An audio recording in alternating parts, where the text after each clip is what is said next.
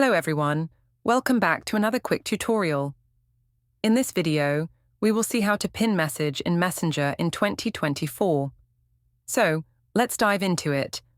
First, ensure the Messenger app is installed on your mobile device. If not, you can download and install it through the App Store or Google Play Store.